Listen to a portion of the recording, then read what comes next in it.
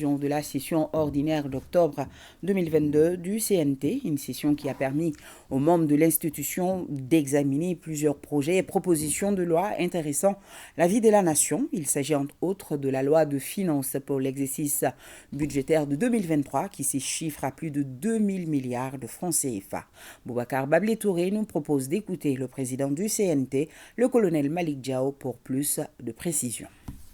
Au terme de cette session ordinaire d'octobre 2022 du CNT qui a duré 75 jours, une quarantaine de projets et propositions de loi a été examinée par les membres de l'institution. Parmi elles, celle relative au budget de 2023. La loi des finances 2023 que nous avons adoptée à l'unanimité, je dis bien à l'unanimité, sans faire recours à aucune astuce juridico-politique, ces chiffres en recettes à 2199 milliards 908 millions de francs CFA et en dépenses à 2895 milliards 903 millions de francs CFA. Elle présente un déficit budgétaire global de 695 milliards 995 millions de francs CFA. Même sans appui budgétaire général quelconque, nous notons fièrement que les prévisions des recettes budgétaires connaissent une augmentation de 10,97% par rapport au budget rectifié 2022.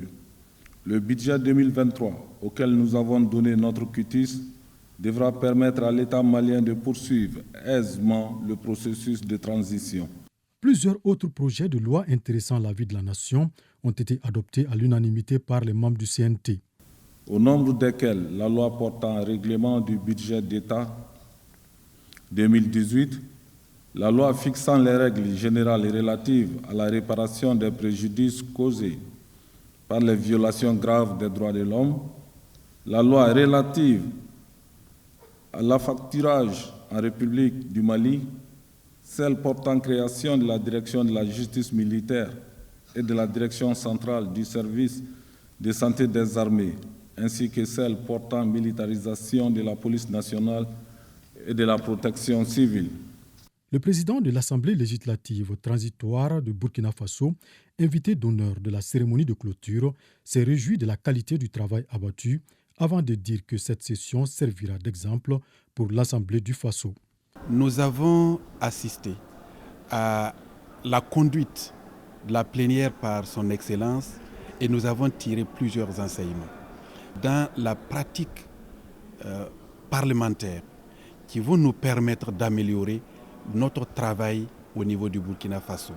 Mais plusieurs enseignements aussi dans les réformes que le Mali est en train de conduire, dont nous allons nous en inspirer pour conduire aussi d'autres réformes au niveau du Burkina Faso.